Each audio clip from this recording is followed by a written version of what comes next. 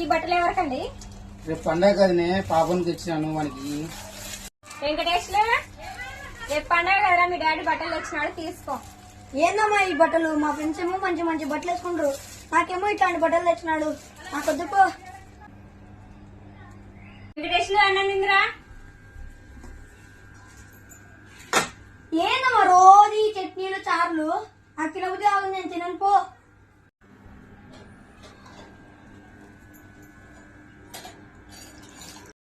ఏ వెంకటేష్లు daddy బట్టలు తెచ్చిస్తే బాగాలేదంటావా?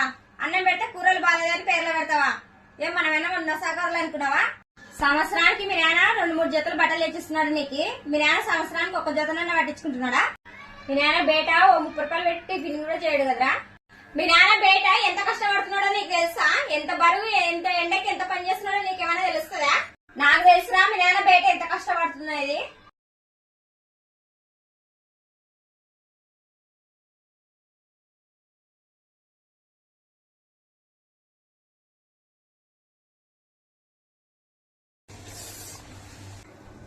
మీ నాన్న పని పోయి ఇంటికి వచ్చిన తర్వాత చేతులు కాళ్ళు బొబ్బలు వచ్చింటాయిరా. ఎవరి కోసం కష్టపడుతున్నారు? అన్నం తిని చదువుకుంటూ కూర్చోమంటే ఆట ఆడుకుంటూ కూర్చున్నావా? నాకు తెలుసులే. చదువుకోమంటే చెల్లు గేమ్ ఆడుతున్నావా? ఇన్ని కష్టపడి చదివిస్తుంటే చదువుకోకుండా ఆట ఆడుతున్నావా? అవునా మమ్మీ, నాన్న మన కోసం ఇంత కష్టపడుతున్నాడా? మరి నాన్న చదువుకోలేదా? మీ నాన్న చదువుకోలేదు కాబట్టే మిమ్మల్ని చదివిస్తున్నారు. మీ నాన్న చేసే కష్టం మీకు రావుదనే.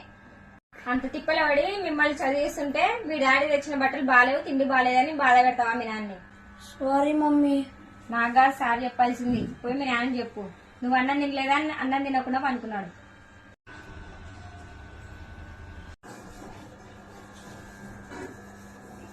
ఏనన్నా ఏం లేదు నాన్న. అమ్మ ఏమనిందా? ఏమని లేదు. సారీ నాన్న. ఎందుకు నాన్నా? సారీ నాన్న, ఐ లవ్ యూ. అన్నం తిందామా నాన్న? సరే నాన్న.